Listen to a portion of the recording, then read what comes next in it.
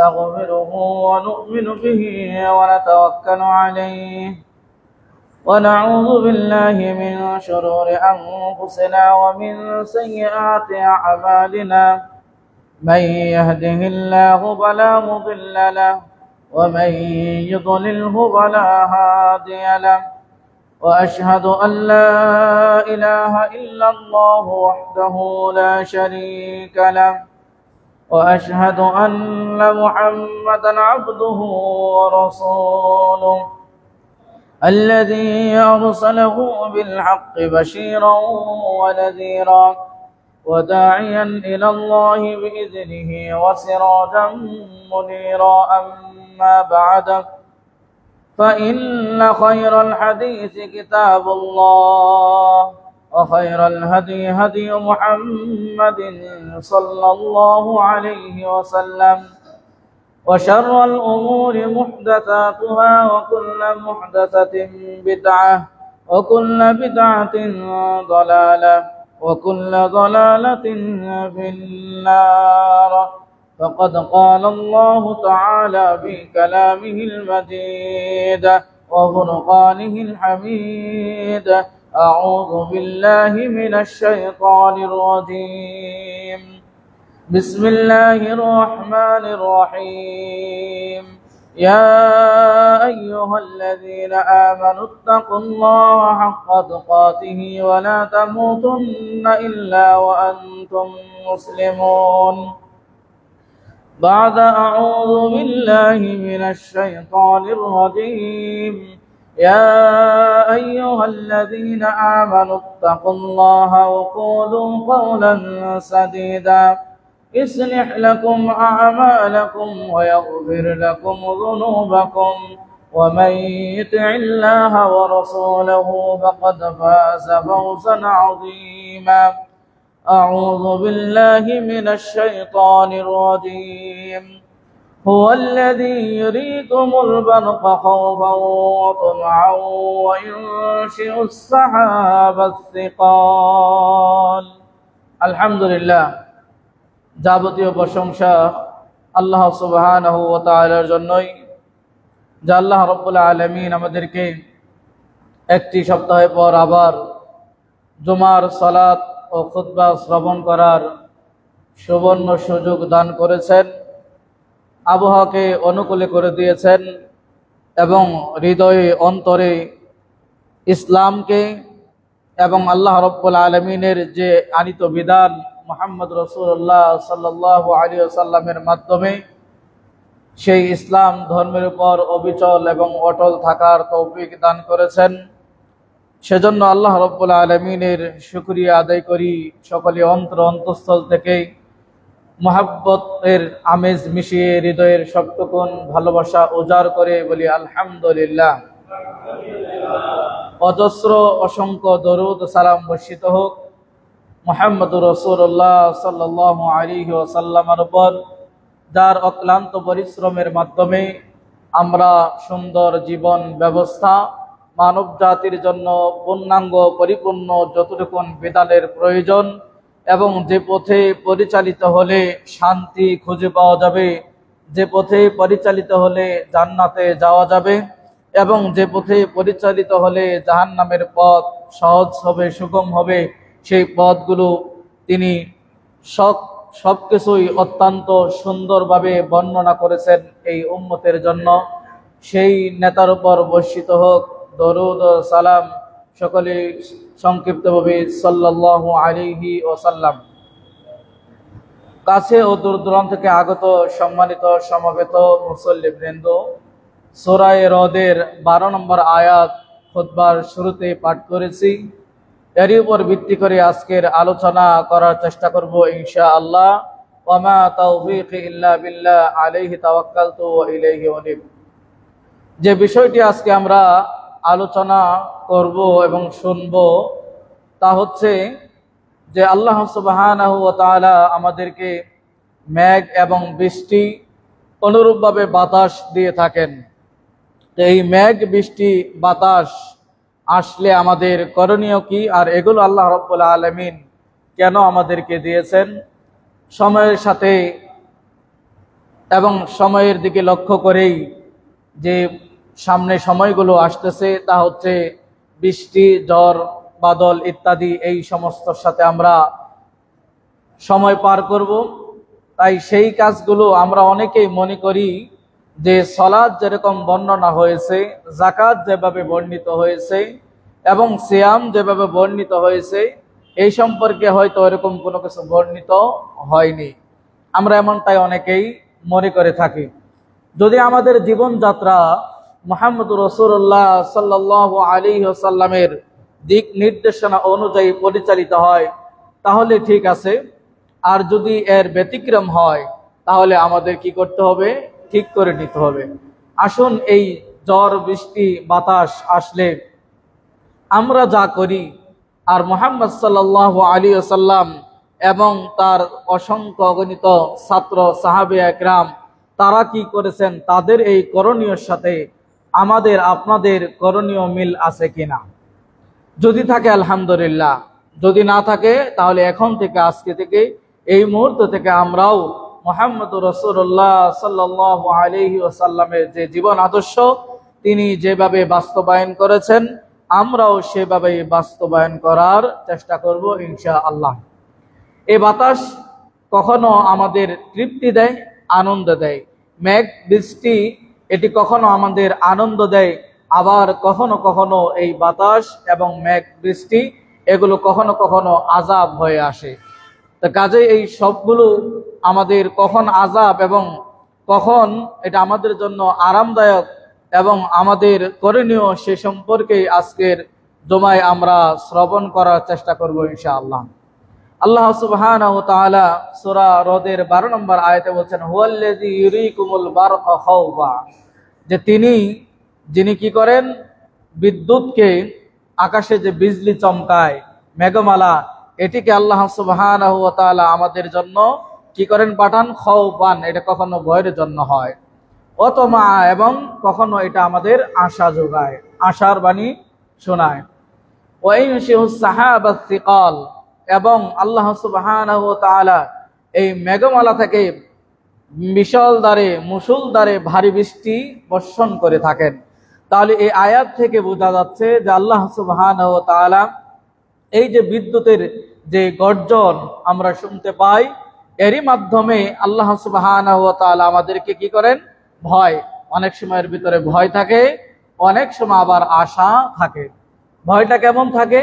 যে যারা ফসল করেছে তারা ভয়ে থাকে যে বেশি বৃষ্টি হওয়ার কারণে, মেঘে যেহেতু বিদ্যুৎ চমকাচ্ছে আকাশে, তাহলে বেশি বর্ষণ হওয়ার কারণে, বৃষ্টি হওয়ার কারণে ফসলগুলো বিনষ্ট হয়ে যেতে পারে। আবার আশা জাগায় এর ভিতরে, যাদের বৃষ্টি না হওয়াতে ফসলগুলো হচ্ছে না, তাদের মনে আশা জাগায় যে এই বৃষ্টির মাধ্যমে আল্লাহ সুবহানাহু ওয়া তাআলা আমাদের ফসলগুলোকে উৎপাদন করবেন। যারা মাঠে থাকে তারা ভয়ে থাকে যে বিদ্যুৎ না জানি আমার উপর, যেটা আমরা ঠাডা বাংলায় বলি যে ঠাডা, এই ঠাডা বা এই বিদ্যুৎ না জানি আমার উপর কখন আগুন হয়ে, অন্ডপলিকা হয়ে যেন আমার উপর পড়ে এবং সেখানে আমি কষ্ট পাই, পুড়ে যায়, ধ্বংস হয়ে যায়, এরকম ভয়ও থাকে। তাহলে এই বিদ্যুতের মাধ্যমে, এই মেঘাচ্ছলের মাধ্যমে, এই আকাশ আল্লাহ রাব্বুল আলামিন যে গর্জন দেয়, এই গর্জনের মাধ্যমে এর ভিতরে আশা এবং ভয় দুটি থাকে। তা আশা এবং ভয় এরই মাঝে কিন্তু আমাদের বসবাস, এবং এই দুটি আমাদের থাকতে হবে। আল্লাহ রাব্বুল আলামিনের ভয় যেমনটি থাকতে হবে, অনুরূপ ভাবে আশা আকাঙ্ক্ষা এটাও আমাদের মাঝে থাকতে হবে। আল্লাহ সুবহানাহু ওয়া তাআলা অনুরূপ ভাবে আল্লাহ রাব্বুল আলামিন অন্য আয়াতে বলেন যে ওয়াইনাজ্জিলু মিনাস সামাই মাআন ওয়া ইহয়ি বিল আরদা বা'দা মাউতিহা ইন্না ফি যালিকা লাআয়াতিন লিকাওমিন ইয়াকিলুন।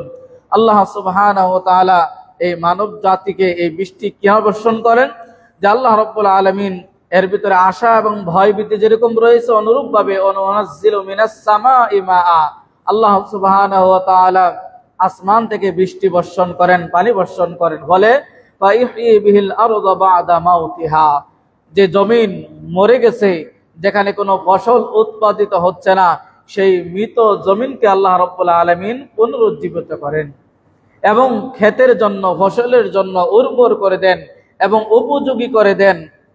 মৃত্যুর পরে। কারণ অনাবৃষ্টির কারণে দেখবেন কিছু জমি এমন অবস্থা যেন মারা গেছে, সেখান থেকে হয়তো আদৌ ফসল উৎপাদন হওয়া সম্ভব নয়।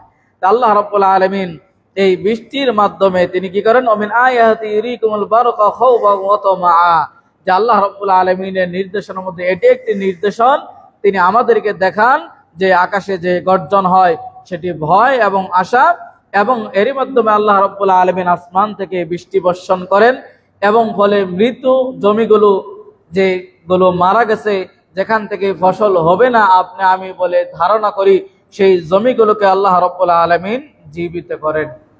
এবং এই আয়াতের শেষ অংশে আল্লাহ রাব্বুল আলামিন বলেন, ইন্না ফি যালিকা লাআয়াতিন লিকাওমিন ইয়াকিলুন, নিশ্চয়ই এই নির্দেশনের ভিতরে এই যে মৃত জমি থেকে যে আল্লাহ রাব্বুল আলামিন আকাশ থেকে পানি দিয়ে এটাকে জীবিত করলেন, ফসলের উপযোগী করে দিলেন, উর্বর করে দিলেন এবং চাষের উপযোগী করে দিলেন, এতে রয়েছে জ্ঞানবান যারা তাদের জন্য নির্দেশন।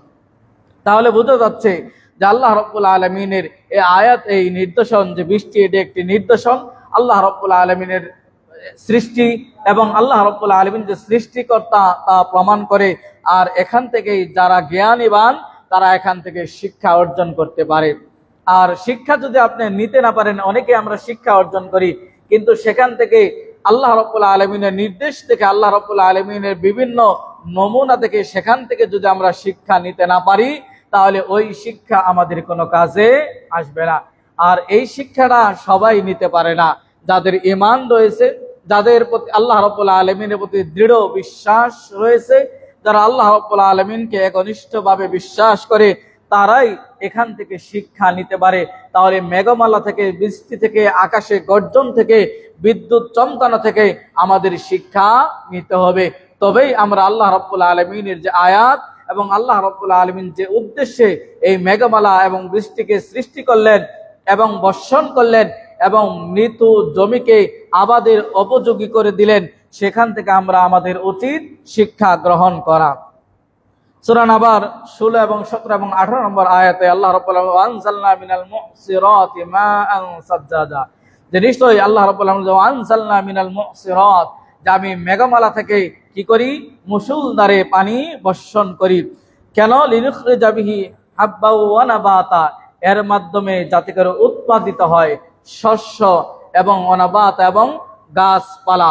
তাহলে বৃষ্টি বর্ষণ করে আল্লাহ রাব্বুল আলামিন মেঘমালা থেকে, এবং এরই মাধ্যমে আল্লাহ রাব্বুল আলামিন উৎপাদন করেন, উৎপাদিত হয় গাছপালা, শস্য, তরুলতা ইত্যাদি, যেগুলো আমরা ভক্ষণ করি।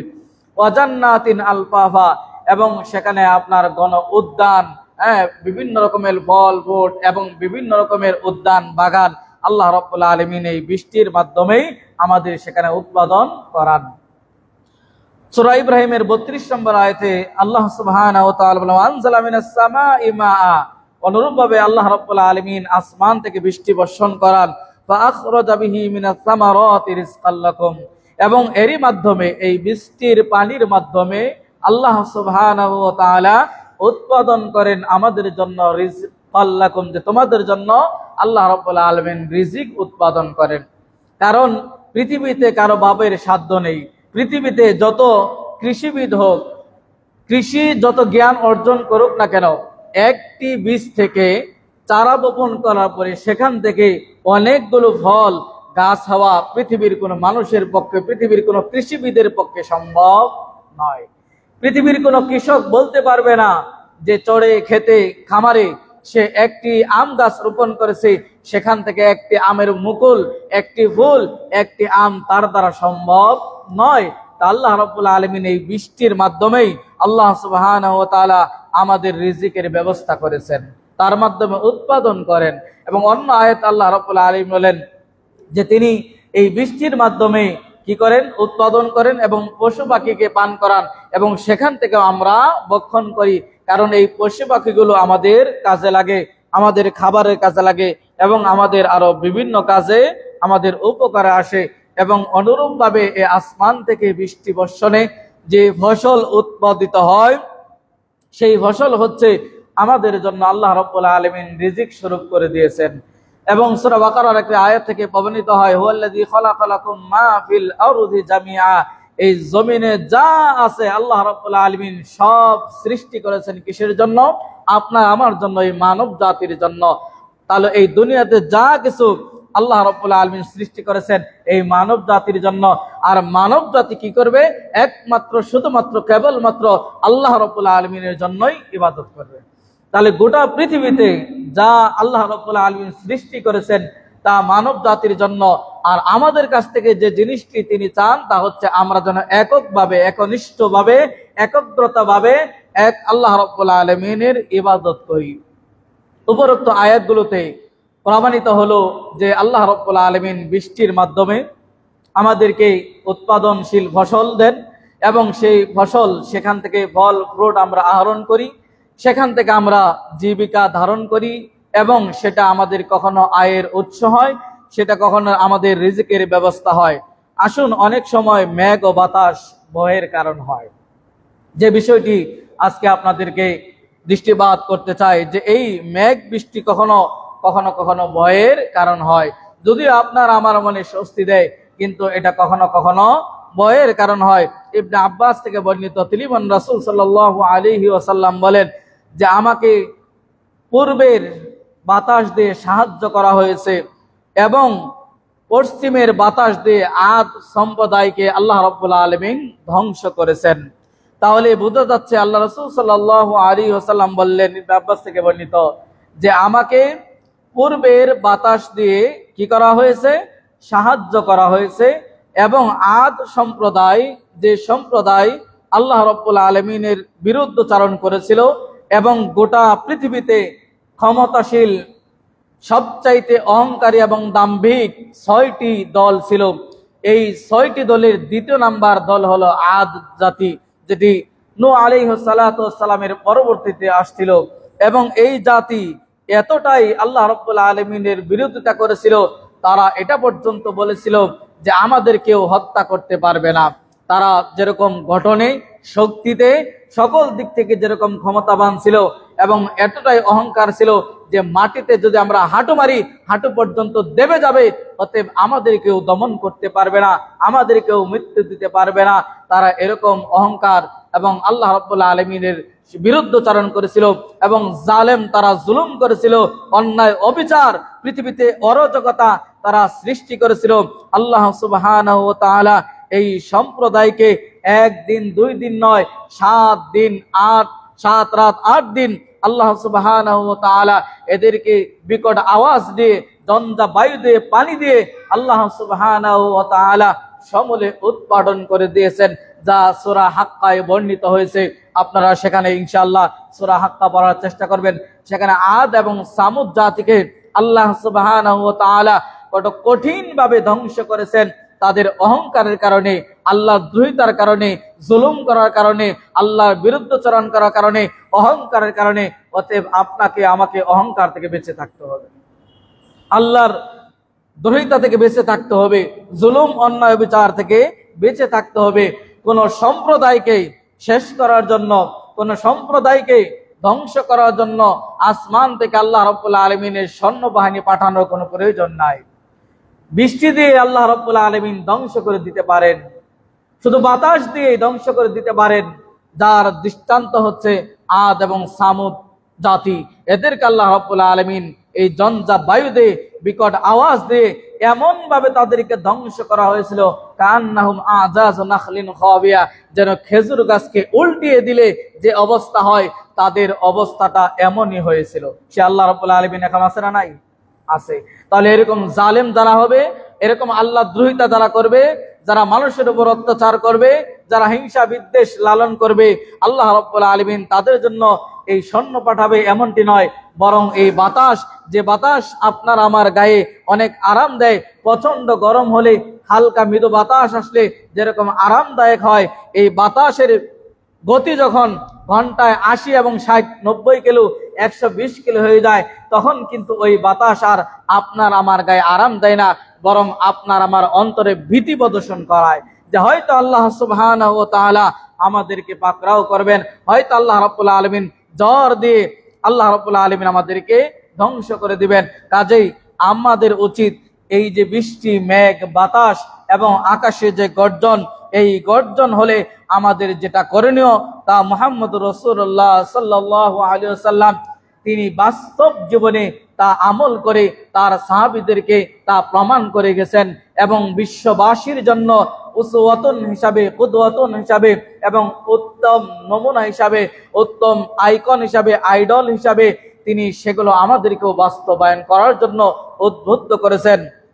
অনুরূপভাবে বিশিষ্ট সাহাবী আবু হুরায়রা রাদিয়াল্লাহু থেকে বর্ণিত, তিনি বলেন রাসূল সাল্লাল্লাহু আলাইহি ওয়াসাল্লাম বলেন, আর রিহু মির রাউহিল্লাহ, যে বাতাস এটি আল্লাহ রাব্বুল আলামিনের পক্ষ থেকে নিয়ামত। বাতাস এটি আল্লাহ সুবহানাহু ওয়া তাআলার পক্ষ থেকে একটি নিয়ামত। অতএব এই নিয়ামতকে আমরা কি করব? পরিপূর্ণভাবে গ্রহণ করব। অনুরূপভাবে এই বাতাস কখনো আল্লাহ রাব্বুল আলামিনের শাস্তি বয়ে আনে, কখনো এই বাতাস আল্লাহ রাব্বুল আলামিনের আযাব বহন করে নিয়ে আসে। আল্লাহ রাসূল সাল্লাল্লাহু আলাইহি ওয়াসাল্লাম বলেন, ফালা তাসাব্বুহা, অতএব এই বাতাসকে তোমরা গালি দিবে না। ওয়াসালুল্লাহ খায়রাহা, বরং ওই বাতাসের ভিতরে যে কল্যাণ আল্লাহ রাব্বুল আলামিন দিয়েছেন সে কল্যাণ তোমরা কামনা করো। তাহলে বোঝা যাচ্ছে যে বাতাস আল্লাহ রাব্বুল আলামিনের পক্ষ থেকে বিশাল একটি নিয়ামত এবং এই নিয়ামত পরিপূর্ণভাবে আমাদের গ্রহণ করতে হবে। কখনো কখনো এই বাতাস আল্লাহ রাব্বুল আলামিনের শাস্তি বয়ে আনে, আর যখন এটার শাস্তি বয়ে আনবে তখন কিন্তু আমাদের উচিত হবে সেইখানে সেই বাতাসকে গালি না দিয়ে বরং সেখানের যে কল্যাণ রয়েছে, ওই বাতাসের যে কল্যাণ রয়েছে সেই কল্যাণ আমাদেরকে চাইতে হবে। ইমাম মুসলিম বলেছেন যে একটি লোক তিনি কি করলেন, হাদিসটি পরে নিয়ে আসতেছি, যে ইবনে আব্বাস থেকে বর্ণিত, তিনি বলেন রাসূল সাল্লাল্লাহু আলাইহি ওয়াসাল্লাম বলেন যে নিশ্চয় একজন লোক, সে ব্যক্তি বাতাসকে গালি দিল, লানত করলো। একজন ব্যক্তি বাতাসকে গালি দিল, লানত করলো। ইমাম মুসলিম বলছেন কারণ যে ওই লোকের গায়ে চাদর ছিল, সেই বাতাসে চাদরটা উলট পালট হয়ে যায়। যেমনটি আমরা অনেক সময় একটি কাজ করতে গেলে বাতাস আরেক দিকে নিয়ে চলে যায় বা কাজের মোড় গড়িয়ে দেয়, তখন আমরাও বলে থাকি ধ্যাৎ বাতাস, মানে এরকম একটা গালি আমরাও দিয়ে থাকি। তে লোকটি, আল্লাহ রাসূল বললেন একজন লোক, সে ব্যক্তি বাতাসকে লানত দিল, অভিশাপ করলো। ইমাম মুসলিম বলছেন যে কি কারণ ছিল? সে কারণ হলো যে ওই লোকটির গায়ে চাদর ছিল, চাদরটা এলোমেলো হয়ে গেছিল। সেই চাদরটা এলোমেলো হওয়ার কারণেই তিনি কি করেছেন? গালি দিয়েছেন। আল্লাহ রাসূল সাল্লাল্লাহু আলাইহি ওয়াসাল্লাম বললেন তোমরা কি করবে না? এই বাতাসকে গালি দিবে না, কেননা ফাইন্নাহা মা'মুরাতুন, কেননা এই বাতাস আদিষ্ট। তুমি যেরকম একটি সৃষ্টি এবং আল্লাহ রাব্বুল আলামিন বাতাসকে অনুরূপ সৃষ্টি করেছেন, অতএব এই বাতাসও আল্লাহ রাব্বুল আলামিনের আদেশেই বয়ে বেড়ায়। অতএব এই বাতাসকে তোমরা কি করবে না? গালি দিবে না, অভিশাপ করবে না। এবং রাসূল সাল্লাল্লাহু আলাইহি ওয়াসাল্লাম এটাও বলেন, যদি কোনো ব্যক্তিকে এই ধরনের অভিশাপ দিয়ে থাকে কিন্তু সেই অভিশাপের যোগ্য নয়, এরপরেও যদি কেউ তাকে অভিশাপ দিয়ে থাকে তাহলে উল্টা ওই ব্যক্তির প্রতি ওই অভিশাপ অবতীর্ণ হবে। তাহলে আমাদের কথা বলতে হবে অত্যন্ত সাবধানে। কাউকে যদি আমরা অভিশাপ করতে যাই, তার বিরুদ্ধে যদি আমরা কিছু বলতে যাই, তাহলে আমাদের কিন্তু অত্যন্ত চিন্তা ভাবনা করে, অত্যন্ত সতর্কতার সহিত আমাদেরকে মুখের যে কথা এটা যখন বের করব, অত্যন্ত চিন্তা ভাবনা করে আমাদের বের করতে হবে। কারণ রাসূল সাল্লাল্লাহু আলাইহি ওয়াসাল্লাম কঠিন কথা বলেছেন। মা বোনদেরকে বলবো যে এই বৈশিষ্ট্য কিন্তু অনেক সময় মা বোনদের মাঝে বেশি পাওয়া যায়। কিছু হলে অভিশাপ, অমুকের সব মরে শেষ হয়ে যাক। স্বামীকেও পর্যন্ত অনেক সময় বলে ফেলায় যে তোমার মুখ যেন আর না দেখি, এই ধরনের অভিশাপ অনেক সময় দিয়ে দেয়। এই অভিশাপের যোগ্য যদি না হয়, শুধু নারীদেরকে বলছি এমনটি নয়, ছোটদেরকে, বড়দেরকে, আবাল বিদ্যা বনিতা সকলকে বলছি, যারা এই জুমার খুতবা অনলাইনে এবং অফলাইনে যেভাবেই শ্রবণ করতেছেন, দেখতেছেন, সকলকেই বলবো কাউকে লানত দিতে গেলে আপনাকে অন্ততপক্ষে রাসূল সাল্লাল্লাহু আলাইহি ওয়াসাল্লামের এই বাণীটা স্মরণ রাখতে হবে যে তাকে আমি যদি লানত দেই, সেই লানতের যোগ্য যদি ওই ব্যক্তি না হয়, তাহলে ওই লানত কিন্তু উল্টা আমার প্রতি অর্পিত হবে। কাজেই সেই দিকে আমাদের লক্ষ্য রাখা উচিত। আসুন, বাতাস কখনো আপনার আযাব বয়ে আনে এবং কখনো বাতাস আল্লাহ রাব্বুল আলামিনের নিয়ামত হিসাবে আসে। আল্লাহ রাসূল সাল্লাল্লাহু আলাইহি সাল্লাম আয়েশা সিদ্দিকা রাদিয়াল্লাহু আনহা থেকে বর্ণিত, তিনি বলেন যখন বাতাস দ্রুত বেগে চলতো, আল্লাহ রাসূল সাল্লাল্লাহু আলাইহি ওয়াসাল্লাম একটি দোয়া পাঠ করতেন। বাতাসের আর্দ্রতা যখন বেড়ে যেত, যেমন আমরা বলি 80 কিলোমিটার ঘন্টায় যখন 80 কিলো হয়, তখন এটাকে স্বাভাবিক বাতাস বলা যায় না। দেখবেন সমুদ্র পারগুলোতে, কক্সবাজার ইত্যাদিগুলোতে যেভাবে ঢেউ আছড়ে পড়ে, সেখানে টিকা যায় না। অনেকের ঘর বাড়ি, বাতাসের কি শক্তি, এটা যারা উপকূল এলাকায় বসবাস করে আপনার আমার চাইতে বেশি অভিজ্ঞতা তাদের। এবং সিডর আইলা ইত্যাদি এগুলো যারা দেখেছেন, যে নামেই আসুক না কেন, বাতাসের যে শক্তি, যে ক্ষমতা, এবং আদ জাতিকে আল্লাহ রাব্বুল আলামিন যে ধ্বংস করেছেন, অতএব এই বাতাসের ক্ষমতা আল্লাহ রাব্বুল আলামিন দিয়েছেন। অতএব এই বাতাস থেকে, কারণ এই বাতাসে কখনো কল্যাণ থাকে, কখনো অকল্যাণ থাকে। বাতাস কখনো রহমত, কখনো আযাব হয়। আল্লাহ রাসূল সাল্লাল্লাহু আলাইহি সাল্লাম এই বাতাসের আর্দ্রতা দেখে, বাতাসের গতিবেগ দেখে রাসূল সাল্লাল্লাহু আলাইহি সাল্লাম কি করেছেন? আয়েশা রাদিয়াল্লাহু আনহা তিনি বলছেন যে রাসূল সাল্লাল্লাহু আলাইহি সাল্লাম এই বাতাস যখন দ্রুত বেগে বইতে থাকতো, রাসূল সাল্লাল্লাহু আলাইহি সাল্লাম এই দোয়া পাঠ করতেন, আল্লাহুম্মা ইন্নী আসআলুকা খায়রাহা ওয়া খায়রা মা ফিহা ওয়া খায়রা মা উরসিলাত বি ওয়া আউযু বিকা মিন শাররিহা ওয়া শাররি মা ফিহা ওয়া শাররি মা উরসিলাত বি। আল্লাহ রাসূল সাল্লাল্লাহু আলাইহি সাল্লাম এই দোয়া পাঠ করতেন যে হে আল্লাহ, এই বাতাসের ভিতরে যা কল্যাণ আছে সেই কল্যাণ আমি চাই, এবং যে কল্যাণ দিয়ে তুমি এই বাতাসকে প্রেরিত করেছো সেই কল্যাণ চাই। ওয়া আউযু বিকা মিন শাররিহা, এবং এর ভিতরে যে অকল্যাণ আছে, এবং এর ভিতরে যে অকল্যাণ দিয়ে পাঠানো হয়েছে, এই অকল্যাণ, এর ভিতরে কল্যাণ এবং এর ভিতরে যে অকল্যাণ দিয়ে পাঠানো হয়েছে, সকল অকল্যাণ থেকে কি চাই? আমি তোমার কাছে পানা চাই। তাহলে রাসূল সাল্লাল্লাহু আলাইহি ওয়াসাল্লাম বাতাসের আর্দ্রতা বেড়ে গেলে, বাতাসের জোর বেড়ে গেলে, জোরে বাতাস বইলে আল্লাহ রাসূল সাল্লাল্লাহু আলাইহি সাল্লাম এই দোয়া পাঠ করতেন। আর বাতাস যখন এখন বেড়ে যায়, তখন আমরা নদী পাড়ে এবং সমুদ্র পাড়ে হাওয়া খাওয়ার জন্য সেখানে আমরা আরো উদ্যোগ নিয়ে যাই। তাহলে আপনার বিবেকের কাছে প্রশ্ন, রাসূল সাল্লাল্লাহু আলাইহি সাল্লাম বাতাস দেখে এই দোয়া পাঠ করেন, আল্লাহুম্মা ইন্নী আসআলুকা খায়রাহা ওয়া খায়রা মা ফিহা ওয়া খায়রা মা উরসিলাত বি ওয়া আউযু বিকা মিন শাররিহা ওয়া শাররি মা ফিহা ওয়া শাররি মা উরসিলাত বি। এই দোয়া পাঠ করতেন। আপনার আমারও উচিত এই দোয়া পাঠ করা। আজকের খুতবায় অন্ততপক্ষে এই দোয়াটাও শেখার চেষ্টা করবেন, যে সামনে যে দিনগুলো আসতেছে, ঝড় তুফানের দিন, সেই মুহূর্তগুলোতে আপনার আমার উচিত হবে ঘরের দরজা বন্ধ করে নয়, যে আপনি আমি সেখানে নদীর পাড়ে গিয়ে খোলা গিয়ে বাতাস খাওয়ার জন্য নয়, কারণ সেই বাতাসে আযাব আপনার রহমত আছে, আপনি আমি কেউ বলতে পারি না। আল্লাহ রাসূল সাল্লাল্লাহু আলাইহি ওয়াসাল্লাম, আল্লাহ রাব্বুল আলামিনের এত প্রিয় হওয়ার পরেও আল্লাহ রাসূল সাল্লাল্লাহু আলাইহি সাল্লাম এই বাতাসের কল্যাণ চেয়েছেন, অকল্যাণ থেকে তিনি মুক্তি চেয়েছেন। তাহলে আপনার আমার বিবেকের কাছে প্রশ্ন, আপনাকে আমাকেও ওই কাজটি করতে হবে। বাতাস যখন বেড়ে যাবে, বৃষ্টি যখন আসবে, তখন ঘরের দরজা জানালা বন্ধ না করে বরং আপনি আমি সেই দোয়াই পাঠ করব যা মুহাম্মদুর রাসূলুল্লাহ সাল্লাল্লাহু আলাইহি ওয়াসাল্লাম পাঠ করেছেন। অনুরূপভাবে আয়েশা রাদিয়াল্লাহু তাআলা আনহা তিনি বলেন যে যখন আসমানের পরিবর্তন হতো, আসমানের রং যখন পরিবর্তন হতো, অর্থাৎ যখন বৃষ্টি হবে এরকম আকার ধারণ করেছে, তাগায়্যারা লাউনুহু, অনুরূপভাবে রাসূল সাল্লাল্লাহু আলাইহি ওয়াসাল্লামের চেহারাও পরিবর্তন হয়ে যেত। অন্য বর্ণনায় আছে রাসূল সাল্লাল্লাহু আলাইহি ওয়াসাল্লামের চেহারা লাল হয়ে যেত। তাহলে আসমানের রং যখন পরিবর্তন হতো, আসমানের অবস্থা যখন পরিবর্তন হতো, রাসূল সাল্লাল্লাহু আলাইহি ওয়াসাল্লামের চেহারা লাল হয়ে যেত, বা তার চেহারাও পরিবর্তন হয়ে যেত। ওখরাজা, তিনি বের হয়ে যেতেন, ওদাখালা, এবং আবার প্রবেশ করতেন, ও আকবালা, তিনি সামনে যেতেন, ও আদবারা, এবং তিনি পিছনে আসতেন। অর্থাৎ রাসূল সাল্লাল্লাহু আলাইহি ওয়াসাল্লামের ভিতরে একটি অস্বস্তিকর কাজ করত। তাহলে যখন আকাশে মেঘ দেখতে পেতেন, মুহাম্মদ সাল্লাল্লাহু আলাইহি ওয়াসাল্লামের চেহারা পরিবর্তন হয়ে যেত। তিনি ঘরে একবার প্রবেশ করতেন, আবার ঘর থেকে বের হয়ে যেতেন। তিনি একবার সামনের দিকে যেতেন, আবার পিছনের দিকে আসতেন। তার মানে তার ভিতরে একটি অস্বস্তিকর, যে না জানি কি হয়ে যায়। তাহলে এমনটি করতে থাকতো কে? মুহাম্মদুর রাসূলুল্লাহ সাল্লাল্লাহু আলাইহি ওয়াসাল্লাম। হাদিসটি বুখারী এবং মুসলিম এবং আবু দাউদে পাবেন। তাহলে বোঝা যাচ্ছে যে আকাশে মেঘ দেখলে আপনার আমার গান বাদ্য বাজনা বাজানোর কোনো সুযোগ নেই।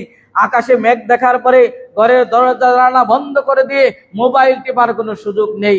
আকাশে মেঘ দেখে সেখানে ভালো মন্দ তৈরি করা, রান্না করে খাবার, এটার কোনো অবকাশ নেই। হ্যাঁ, তবে আপনি খেতে পারেন, তবে আল্লাহ রাসূল সাল্লাল্লাহু আলাইহি সাল্লাম যে দোয়া পাঠ করেছেন সেই দোয়া আপনাকে পড়তে হবে। আমি মা বোনদেরকে বলতে চাই, আকাশে মেঘ দেখার পরে ছেলে মেয়েদেরকে নিয়ে টিভি টেলিভিশনের সামনে বসে যাবে, এমনটি মুসলিমের কার্যকলাপ হতে পারে না।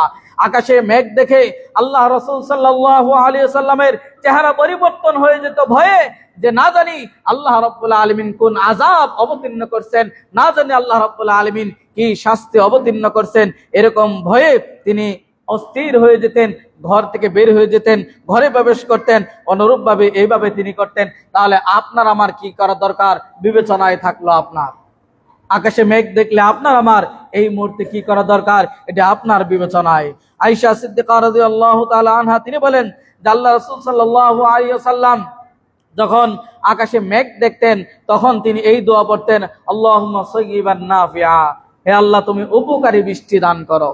এবং মেঘ দেখে তিনি হামিদাল্লাহ, তিনি কি করতেন? আল্লাহ রাব্বুল আলামিনের শুকরিয়া আদায় করতেন, আল্লাহ রাব্বুল আলামিনের প্রশংসা করতেন। অতএব আপনার আমার উচিত আল্লাহ রাসূল সাল্লাল্লাহু আলাইহি ওয়াসাল্লাম বৃষ্টি দেখে যে দোয়া পাঠ করেছেন, তাহলে আকাশে মেঘের গর্জন হলে আমরা দোয়া পাঠ করব, আল্লাহুম্মা ইন্নী আসআলুকা খায়রাহা ওয়া খায়রা মা ফিহা ওয়া খায়রা মা উরসিলাত বি ওয়া আউযু বিকা মিন শাররিহা ওয়া শাররি ফিহা ওয়া শাররি মা উরসিলাত বি। এই দোয়া পাঠ করব। আর যখন বৃষ্টি নামবে, বৃষ্টি যখন আমরা দেখতে পাবো, তখন আমরা এই দোয়া পাঠ করব, আল্লাহুম্মা সায়্যিবান নাফিআ, হে রব্বুল আলামিন তুমি আমাদের জন্য উপকারী বৃষ্টি দাও। আর এই যে রাসূল সাল্লাল্লাহু আলাইহি ওয়াসাল্লাম পেরেশান হয়ে যেতেন আকাশের রঙের পরিবর্তন হলে, বৃষ্টি মেঘ দেখলে আকাশে তার চেহারা পরিবর্তন হয়ে যেত, তিনি অস্থির হয়ে যেতেন, ঘরে ঢুকতেন, বের হয়ে যেতেন, সামনের দিকে দেখতেন, পিছনের দিকে আসতেন। আয়েশা রাদিয়াল্লাহু আনহা জিজ্ঞাসা করলেন, এর কারণ কি আল্লাহ রাসূল? কারণ মেঘ বৃষ্টি হলে মানুষ আনন্দিত হয়, মানুষ আনন্দ প্রকাশ করে, উৎফুল্ল হয়, কিন্তু আপনাকে পেরেশান দেখা যায় কেন? আল্লাহ রাসূল সাল্লাল্লাহু আলাইহি ওয়াসাল্লাম বললেন, হে আয়েশা, আল্লাহ রাব্বুল আলামিন এই মেঘমালা দিয়ে, এই ঝঞ্ঝাবায়ু দিয়ে, এই বিকট আওয়াজ দিয়ে আল্লাহ রাব্বুল আলামিন এক জাতিকে ধ্বংস করেছে। সেই জাতি বলেছিল হাযা আরিদু মুমতিরুনা, তারা ছিল আদ সম্প্রদায়। তারা ওই আকাশে মেঘমালা দেখে তারা বলেছিল এটা তো বৃষ্টি হবে, আমাদের জন্য মেঘ হবে, কিন্তু সেটা মেঘ হয়নি, বরং বিরিহিন সরসরিন আতিয়া সাখখারাহা আলাইহিম সাবআ লায়ালি ওয়া তামানিয়াতা আইয়াম, 7 রাত 8 দিন ঝঞ্ঝা বিকট আওয়াজে জড় বাতাস হয়ে আল্লাহ রাব্বুল আলামিন এই আদ জাতিকে ধ্বংস করে দিয়েছেন। তাই আমার ভয় হয় যে আল্লাহ রাব্বুল আলামিন হয়তো কোনো আযাব তিনি দিতে পারেন। এই ভয়ে রাসূল সাল্লাল্লাহু আলাইহি ওয়াসাল্লাম এইভাবে দোয়া পাঠ করতেন। আপনার আমারও উচিত এইভাবে দোয়া পাঠ করা। অনুরূপভাবে আয়েশা থেকে বর্ণিত, তিনি বলেন রাসূল সাল্লাল্লাহু আলাইহি ওয়াসাল্লাম আকাশের কোণায় যখন মেঘের খণ্ড দেখতেন তখন তারাকাল আমালা, রাসূল সাল্লাল্লাহু আলাইহি ওয়াসাল্লাম কোনো কাজ থাকলে সেগুলো ছেড়ে দিতেন। ওয়া ইন কানা ফি সালাতিন, এবং যদি তিনি সালাতে থাকতেন সেই সালাতও ছেড়ে দিতেন, তবে সেটি হলো নফল সালাত।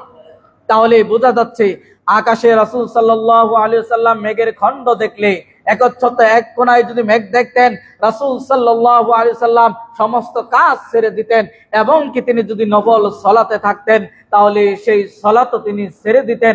এই জন্য আল্লাহ রাব্বুল আলামিনের কাছে ওই দোয়া পাঠ করতেন যে হে আল্লাহ, এই আকাশে মেঘে এবং এই বৃষ্টিতে, এই ঝড় বাতাসে তুমি যা কল্যাণ দিয়েছো সেই কল্যাণ তোমার কাছে চাই, আর এর ভিতরে যা অকল্যাণ তুমি দিয়েছো সেখান থেকে পানা চাই। তাহলে আপনার আমার বোঝা উচিত রাসূল সাল্লাল্লাহু আলাইহি ওয়াসাল্লাম মেঘ দেখলে যদি সমস্ত কাজকে পরিত্যাগ করে দেয়, মেঘ দেখার পরে তিনি যদি নফল সালাতে থাকে তারপরেও সেই সালাত তিনি ছেড়ে দেন, সালাত এত গুরুত্বপূর্ণ হওয়ার পরেও নফল সালাত তিনি ছেড়ে দিয়ে আল্লাহ রাব্বুল আলামিনের কাছে এই দোয়া পাঠ করতেন, আল্লাহুম্মা ইন্নী আসআলুকা খায়রাহা ওয়া খায়রা মা ফিহা ওয়া খায়রা মা উরসিলাত বি ওয়া আউযু বিকা মিন শাররিহা ওয়া শাররি মা ফিহা ওয়া শাররি মা উরসিলাত বি।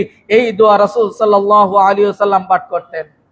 তাহলে আমাদের উচিত মেঘ বৃষ্টি হলে আমাদের কাজগুলো বন্ধ রেখে আল্লাহ রাব্বুল আলামিনের কাছে আশ্রয় প্রার্থনা করা, এবং এখানে কোনো কল্যাণ থাকলে সেই কল্যাণ আল্লাহ রাব্বুল আলামিনের কাছ থেকে চেয়ে নেওয়া আমাদের উচিত। যদি রাসূল সাল্লাল্লাহু আলাইহি সাল্লাম এমনটি করতে পারে তাহলে আপনাকে আমাকেও এমনটি করতে হবে।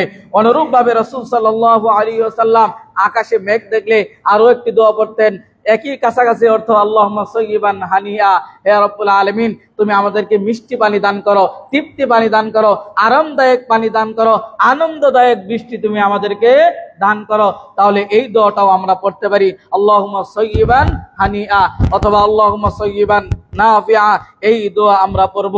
যদিও আমাদের সমাজে ঝড় বৃষ্টি শুরু হলে আজান দিয়ে থাকি আমরা, কিন্তু এই আজানের প্রচলন কোরআন সুন্নায় কোথাও প্রমাণিত নয়। অতএব এই আজান দেওয়া থেকে আমাদের বিরত থাকতে হবে। ঝড় তুফান শুরু হলে আজান নয়, বরং এই দোয়া পড়তে হবে, আল্লাহুম্মা ইন্নী আসআলুকা খায়রাহা। আকাশে যখন গর্জন তর্জন দেখবেন, আকাশে যখন মেঘ দেখবেন, তখন এই দোয়া পড়বেন। আর যখন মেঘ শুরু হয়ে গেল, আপনি জানালার কিনারে দেখতেছেন এবং আপনি উপলব্ধি করতে পারছেন এখন মেঘ হচ্ছে, তখন বলবেন আল্লাহুম্মা সাইয়্যিবান নাফিআ, এই দোয়া আমরা পাঠ করব। অথবা আল্লাহুম্মা সাইয়্যিবান হানিআ, এই দোয়া আমরা পাঠ করব। অনুরূপভাবে আমির বিন আব্দুল্লাহ বিন জুবাইর থেকে বর্ণিত, তিনি বলেন, তিনি যখন একজন বিশিষ্ট সাহাবী আমির বিন আব্দুল্লাহ বিন জুবাইর, তিনি যখন মেঘ দেখতেন, আকাশে এরকম তর্জন গর্জন দেখতেন, তিনিও সমস্ত তারাকাল হাদিস, তিনি সমস্ত কথাবার্তা ছেড়ে দিতেন। এখানে হাদিস দ্বারা কথাবার্তা, সেটা আপনি যদি এমন হয় যে আপনি কোরআন হাদিস পড়তেছেন বা এমনি কোরআন সুন্নাহরই আলোচনা করতেছেন, আকাশে যখন মেঘ দেখছে আমির বিন আব্দুল্লাহ বিন জুবাইর, তখন তিনি সমস্ত কথাবার্তা ছেড়ে দিলেন এবং তিনি এইভাবে বলতে থাকলেন, ইসাব্বিহু রা'দু বিহামদিহি ওয়াল মালাইকাতু মিন খাইফাতি। তিনি এই দোয়া পাঠ করলেন যে আমি ওই আল্লাহ রাব্বুল আলামিনের বরত্ব মহত্ব ঘোষণা করছি, যে আল্লাহ রাব্বুল আলামিনের প্রশংসা জ্ঞাপন করছি, ওয়াল মালাইকাতু মিন খাইফাতি, এবং ফেরেশতারাও আল্লাহ রাব্বুল আলামিনের প্রশংসা জ্ঞাপন করে ভয়ে চিত্তে ওই যে আকাশে গর্জন হচ্ছে, এই গর্জন দিয়ে, তাহলে আকাশে মেঘমালা এবং গর্জন দেখলে আমরা এই দোয়াটা বিশেষ করে পড়তে পারি যে ইসাব্বিহুর রা'দু বিহামদিহি ওয়াল মালাইকাতু মিন খাইফাতি।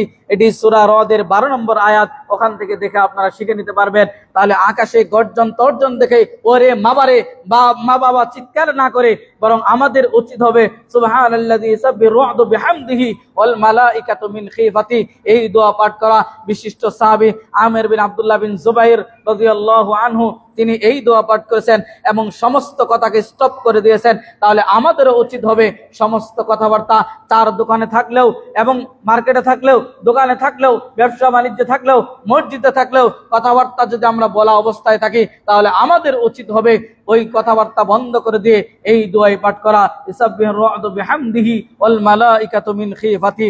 মেঘের গর্জন শুনলে আমরা এই দোয়া পাঠ করব। আল্লাহ সুবহানাহু ওয়া তাআলা আমাদের সবাইকে এই দোয়া পাঠ করার তৌফিক দান করুন। এবং মেঘ এবং আকাশ এবং বাতাসে যে মেঘ এবং বৃষ্টি এবং যে বাতাস হয়, সেই বাতাসের যে কল্যাণ, সেই কল্যাণ আল্লাহ রাব্বুল আলামিন আমাদেরকে সাধন করার তৌফিক দান করুন, আমিন।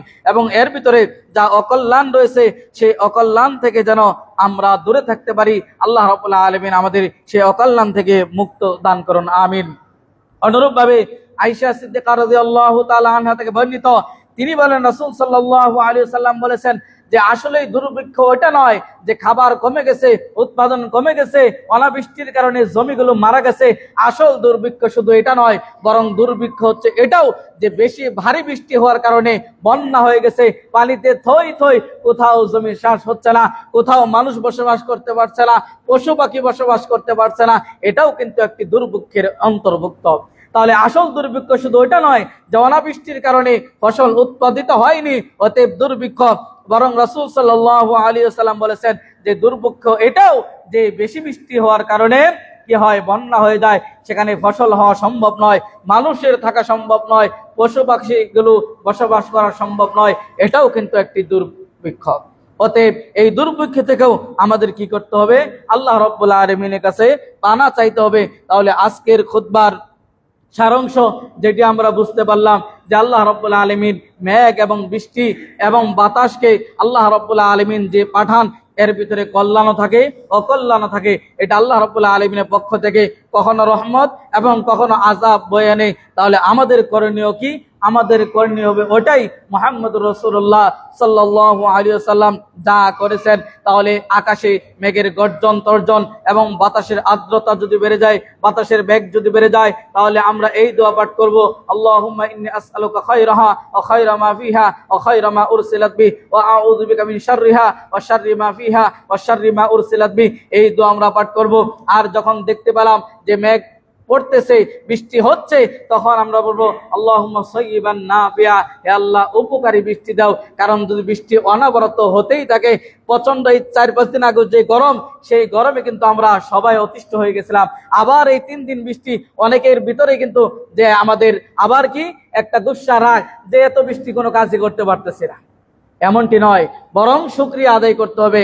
এবং আল্লাহুম্মা সাইয়্যিবান নাফিআ, কারণ উপকারী বৃষ্টি, কারণ বৃষ্টি হলেই শুধু হবে না, সেই বৃষ্টি আপনার আমার উপকারে হতে হবে। ফসল যদি মারা যায়, ফসল যদি না হয়, বন্যা হয়ে যায়, তাহলে আমাদের আবার দুর্ভিক্ষ আসবে। অতএব এই দোয়া, আমাদের বৃষ্টি দেখলে আমরা যে দোয়া পড়ব সেটি হচ্ছে আল্লাহুম্মা সাইয়্যিবান নাফিআ অথবা আল্লাহুম্মা সাইয়্যিবান হানিআ। এরপরে যখন বৃষ্টি শেষ হয়ে যাবে তখন একটি দোয়া আল্লাহ রাসূল সাল্লাল্লাহু আলাইহি ওয়াসাল্লাম বলতেন, আল্লাহুম্মা মুতরিনা বিফাদলিল্লাহি ওয়া বিরহমাতি, আল্লাহুম্মা মুতরিনা বিফাদলিল্লাহি ওয়া বিরহমাতি। আল্লাহ রাব্বুল আলামিনের অনুগ্রহে দয়ায় বৃষ্টি হয়েছে এবং তার রহমতে বৃষ্টি হয়েছে, তাহলে বৃষ্টির শেষে এই দোয়া আমরা পাঠ করব। এবং যখন আকাশে বেশি গর্জন দেখব, যেটা বিকট আওয়াজ হয়, এইটা যখন আমরা দেখব, তখন আমাদের করণীয় হচ্ছে ইসাব্বিহু রা'দু বিহামদিহি ওয়াল মালাইকাতু মিন খিফাতি, এই দোয়া পাঠ করা এবং চার দোকানের আড্ডাগুলো বর্জন করা, পরস্পরের কথাবার্তা বর্জন করা এবং সকল প্রকার ডিভাইস বন্ধ করে দিয়ে আল্লাহ রাব্বুল আলামিনের কাছে একত্রিতভাবে আল্লাহ রাব্বুল আলামিনের কাছে কল্যাণ চাওয়া এবং অকল্যাণ থেকে মুক্তি পাওয়া, এটাই আমাদের যেন হয়।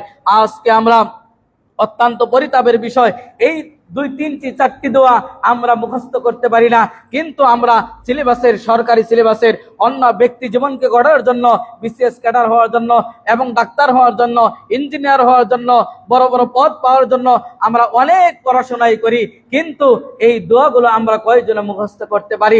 অন্ততপক্ষে আপনাকে প্রতিদিন 5 ওয়াক্ত সালাত ঠিক রাখতে হবে এবং কোনো না কোনো কোরআন হাদিসের বই আপনাকে পড়তে হবে এবং এই দোয়াগুলো আপনাকে অবশ্যই মুখস্থ করতে হবে।